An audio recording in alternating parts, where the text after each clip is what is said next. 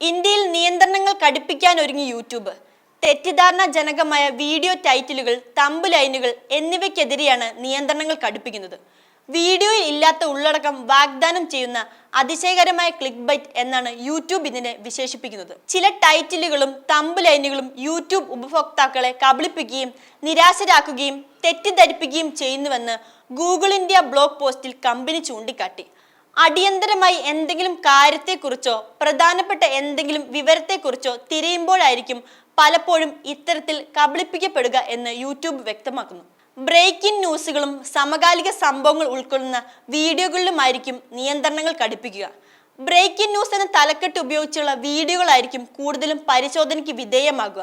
വരും മാസങ്ങളിൽ ഘട്ടം ഘട്ടമായിട്ടായിരിക്കും നിയന്ത്രണങ്ങൾ നടപ്പിലാക്കുന്നത്. ചാനലുകൾക്ക് സ്ട്രൈക്ക് പുറപ്പെടുവിക്കാതെ തന്നെ അത്തരം വീഡിയോകൾ നീക്കം ചെയ്യുകയായിരിക്കും യൂട്യൂബ് ആദ്യം ചെയ്യുക. ഇത്തരത്തിൽ പുതിയ മാർഗനിർദ്ദേശങ്ങളെക്കുറിച്ച് മനസ്സിലാക്കാൻ കണ്ടന്റ് ക്രിയേറ്റർമാർക്ക് സമയം നൽകുമെന്ന് അധികൃതർ അറിയിക്കുന്നു. നിലവിൽ പ്ലാറ്റ്ഫോമിലുള്ള വീഡിയോകളെക്കാളും പുതുതായി അപ്ലോഡ് ചെയ്യുന്ന വീഡിയോകളിൽ നിയന്ത്രണങ്ങൾ കടുപ്പിക്കാനാണ് കമ്പനിയുടെ നീക്കം. എന്നാൽ വാർത്തകളെയും സമകാലിക സംഭവങ്ങളെയും എങ്ങനെയായിരിക്കും തരംതിരിക്കുക എന്ന് യൂട്യൂബ് വ്യക്തമാക്കിയിട്ടില്ല. മാത്രമല്ല, വാർത്തകൾക്ക് പുറമെ കായികം, വിനോദം പോലുള്ള മറ്റു മേഖലകളിൽ നിയന്ത്രണം ബാധകമാകുമോ എന്നും സൂചനയില്ല.